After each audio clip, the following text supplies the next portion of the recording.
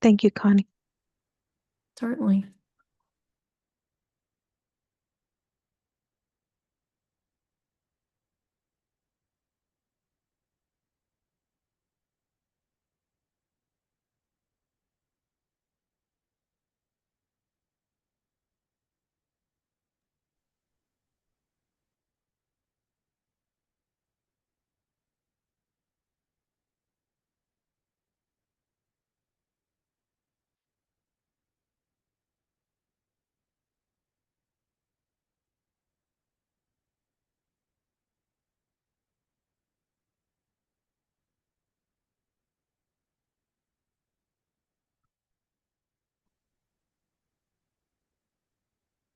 Good morning.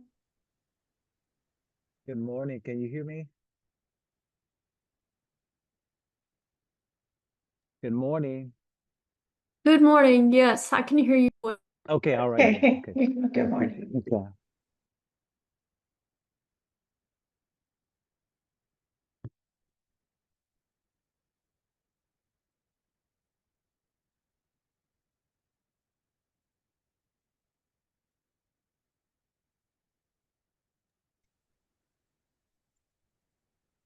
It seems like we only have staff participants at this time. Is that true with you guys as well? Yes, that's all I've admitted so far until 10 o'clock. Okay.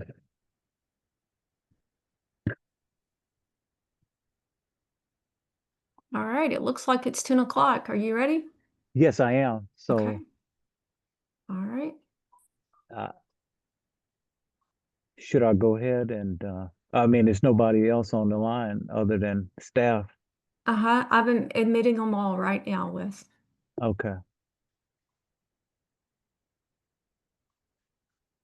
Mhm.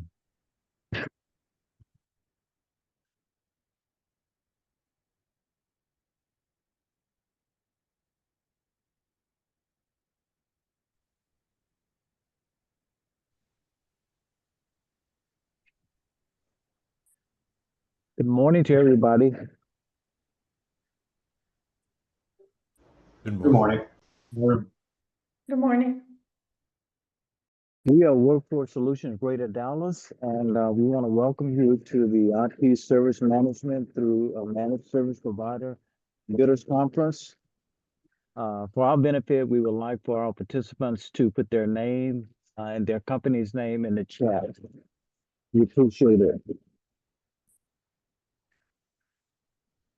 Also, as procedure with these bidders conferences, we underscore and reiterate the key dates to prospective bidders regarding the RFP process. And I shall continue. The RFP was issued on August the 7th, 2025 at 12 o'clock p.m. Central Daylight Time. The deadline for any and all proposals in response to the RFP is Thursday, September the 4th, 2025 at 12 o'clock p.m. Central Daylight Time. As a caveat for those who are interested in the RFP, submitting a proposal, our bonfire procurement portal will not allow any submissions after 12 o'clock p.m. Central Daylight Time on September 4th, 2025. Just to let you know, you will not be able to submit anything after that particular date and time. All questions had to be submitted via bonfire procurement portal by 12 o'clock p.m. Central Daylight Time on Friday, August the 15th, 2025, last Friday. This same information can also be found on page 2 of the RFP document. Some of the other areas that we want to point out that is important for the interested parties in the RFP that you should closely give attention to include the evaluation process. That's the process. You will note the process and the evaluation criteria on page 7 of the RFP. Another section, the submission requirements. Any and all documents, attachments required in the proposal to the RFP are noted on pages 8 through 9 of the RFP. And of course, the selection process. The principles provided, those principles are provided on page 11 of the RFP. We want interested parties to know that this conference offers them the only opportunity to obtain guidance on any questions in real time. All questions and answers will be posted at our bonfire procurement portal. And that link is noted in the RFP, which it is https://wfsdallas.bonfirehub.com. As I indicated, the deadline for questions was last Friday, August the 15th, by 12 o'clock p.m. Central Daylight Time. We received 5 questions, and we have those responses for interested parties at this time. I will start off with one of the question 1. My colleague will follow with the next question, and we'll follow in that order. The question was, for the help desk support, can you provide the following matrix? And first, and how many average total calls a month? And our response to that is that on average, based upon the last 3 months, 100 tickets are received per month for general help desk support. This does not include pop-up events or special projects. And I would like my colleague to take the second question. Thank you. Another question we received, are you wanting us to use ServiceNow? And if so, how many users? And the response is, this was mentioned in the RFP only as an example of a leading platform that could possibly be used. We are not endorsing any specific platform, but more cost-effective innovation and service delivery for the workforce system. The third question regarding help desk support is, will calls be from one person authorized to call, or all staff can call? The response question, the answer is, currently multiple personnel can open a service request help ticket. And let's see, the next Sure. question. Please explain what you mean by being available and accessible by multiple channels. The response is a concurrent connection made by multiple users or devices, which is accessible from a help desk portal or form via MS Forms, other, and emailed to an account. Okay. The last and final question, if you describe the level of reporting required and frequency, our response, the frequency can vary depending on several factors based on the critical nature of the update themselves and/or federal state requirements. Please provide the best response based on your proposed ideas. So that concludes the 5 questions that we have regarding the help desk support. And like we indicated earlier, this conference offers prospective bidders the only opportunity to obtain guidance on any questions in real time. And so at this particular time, if there are any additional questions regarding the RFP, you can pose them at this particular time.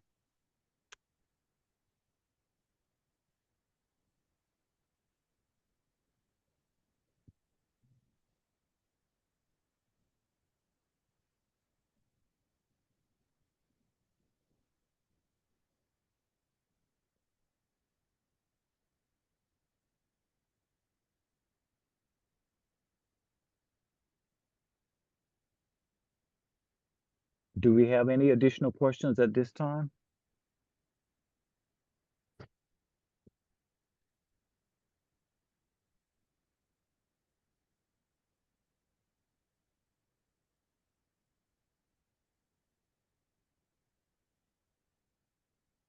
There's Wes, Uh-huh. there's one question in the chat. It says, do you want the help desk on or off site? That may be a question for Alex. Yes. Alex? I mean, the help desk is either a virtual platform like a self-service portal, or right now we pretty much use a shared mailbox. So a person, just keep in mind, we have a total of 9 centers. Excuse me. Right now we have a total of 9 centers. with close to around 300 people working at those 9. So a handful of people at each location can submit a ticket via now, like using a form that we have created for them, and it goes to a shared mailbox. That is then vetted, make sure all the proper information is there. It's responded to the person submitting the ticket, and then it's submitted on to the managed service provider if necessary. So again, we don't want to, we need to be, virtual in the fact that tickets are going to be coming in via email, some type of self-service portal. However, I think maybe to expand upon the question, and maybe this is what you're going for, do you need to be on site routinely at these locations? The answer is right now, we were currently doing that, having a tech on site for a few hours at every location. I think we probably need to start moving away from that and doing more remote work. However, the MSP does need to have the ability to get on site and troubleshoot specific hardware, whatever issues that may come up. Does that answer the question? Yep. Thank you, Alex. Yeah. I have a question. This is Lloyd Russell with Russell Solutions. There's a mention in the RFP about the IT department within Workforce Solutions. I'm trying to understand, is this intended to be, is there co-management here, or is all IT intended to be outsourced to the MSP? It's co-shared. I mean, at the end of the day, I always consider the managed service provider to be the experts in the industry. However, they don't know certain rules and regulations, or they might not know certain rules and regulations that come down from Texas Workforce Commission. So currently, we adhere to the Texas Cybersecurity Framework, and then also, of course, NIST 853 version 5. We need to work as a partnership. Our internal IT team is very small. It's only probably 2 dedicated personnel, with me working, wearing multiple hats. But primarily, we need to lean on a managed service provider to provide those services at all 9 locations. 3 people can't do it. Perfect. Thank you for that. Yep. Hey, excuse me, Alex, this is Bill Parker. Is there a future desire to move away from premise-based servers into, say, an Azure environment for your servers? Absolutely. So right now we do have a prem servers.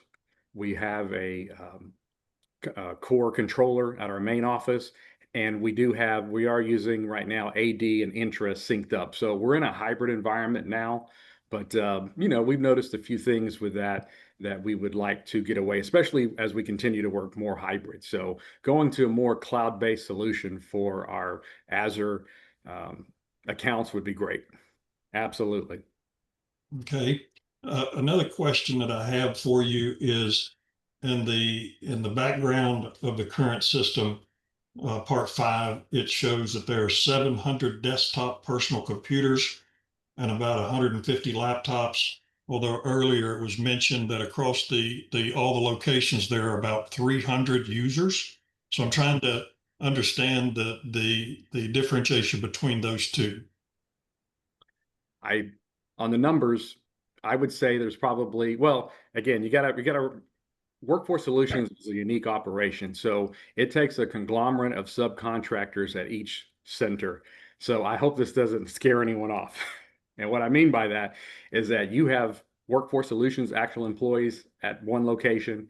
Then you have at other sites, you may have a myriad of 5 different contractors that make up our main subcontractor, which is currently Equus. Then you have Texas Workforce Commission employees, Texas Veterans Commission employees, child care group employees. Not all of those people are given laptops from Workforce Solutions, but they're there on site to back up the team, as our centers are considered a one-stop. So when a job seeker enters those locations, they should be able to get WIOA services, SNAP services, child care services, and of course, more importantly, employment services. So in that scenario, do those contract workers or people that BYOD, are they required to comply with the security stack and other controls that involve access to the Workforce Solutions network, servers, SharePoint, other things of that nature. Absolutely. And also, all of those partners that I talk with are under the umbrella of Texas Workforce Commission, so they also have to adhere to the TCF and NIST. So we have worked with a lot of these partners for many years, and they understand. Plus, in their contract, there is an agreement that they must sign and a form that's completed that gives them the steps on, MFA. Hey, once you access our network, then here are the policies that take place. So we have some protections in place for ourselves. Okay. Moving forward to a little different area, cybersecurity. Mhm. Can you give us an idea of what your cybersecurity stack is for the devices and for your environment? Sure. So right now we use a myriad of different applications. We do have a policy and procedure manual in place, so it starts with that.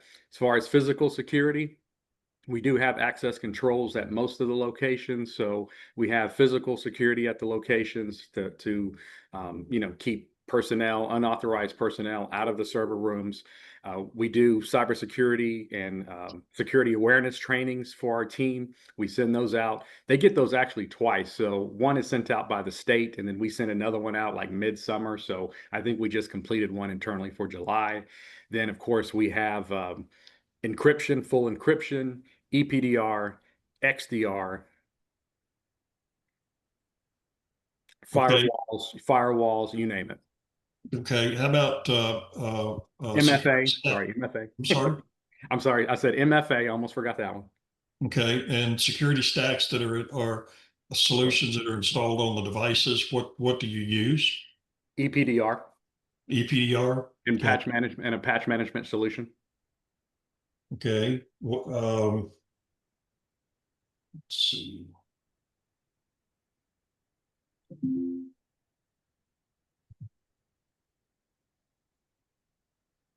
Okay, from your cybersecurity awareness and training, is that just something that's done once or twice a year, or is there an ongoing system of fish testing, some type of ongoing training system that sends out emails or videos or things on a weekly or monthly basis to kind of keep users updated on some of the latest trends and threats? Yes, sir. So the agency has an application that we own. It's Know Before. It helps us administer our security awareness trainings and also does phishing campaigns as well. And we're doing those monthly. So with our Know Before portal, we have analytics, specific information, whether they completed the training, whether they passed or not. So all that's being done. And would the winner of the bid be the one that manages those systems as well? We would give you total access. So, our applications now, our main XDR and patch management solution, encryption, EPDR, which is kind of the lifeblood of what we're doing besides the firewalls. Our current MSP has access to those. Yes. Would the MSP be required to be the primary maintainer of those systems? Yes, sir.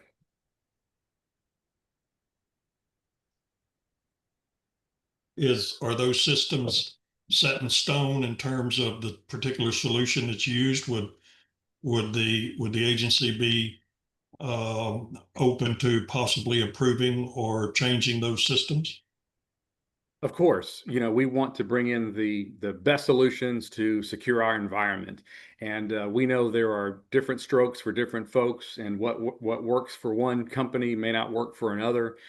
We've always leaned heavily on the MSP to guide us in those directions, and frankly, we have been utilizing the applications that they have recommended. Um, as they see they're always the experts in those categories. But again, if there's another solution, we'd be happy to look at it. I mean, think of us like you guys are the administrators. We just want to set up policy and procedures in place. So for our XDR, for our EPDR, I worked with the current MSP to come up with solutions and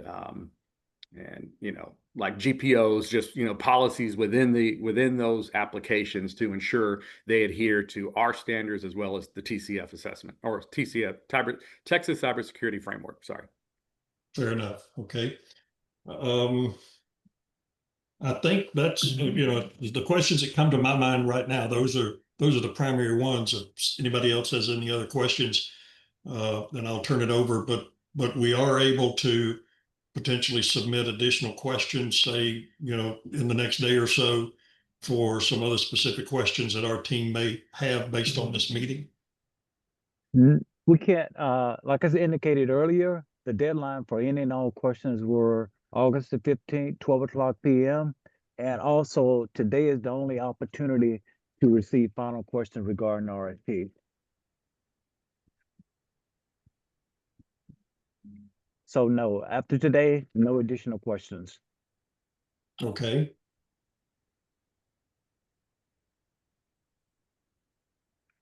That's all I have for the moment. Okay. Do we have any additional questions regarding RFP?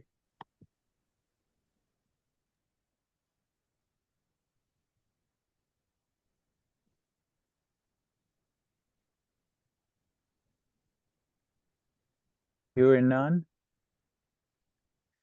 Again, we want to thank everybody for participating in this process, the bidders conference on today. And again, I'm going to repeat this conference offers bidders the only opportunity to obtain guidance on any questions in real time. And after today, no additional questions can be posed to the RFP process.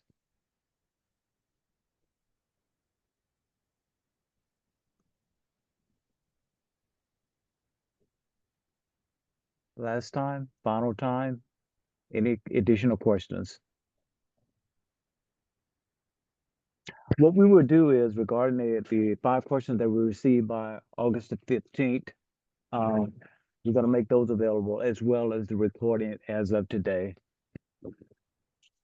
on the website as noted in the RFP. Another website address is https://wfsdallas.bonfirehub.com.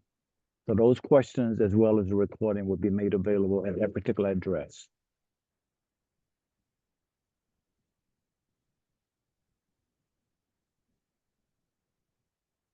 Okay, well, hearing not any additional questions at this particular time, we will conclude the bidders conference rather, at this particular time. Thank everybody for your participation. Look forward to the response. Thank you. Thank you. Thank you.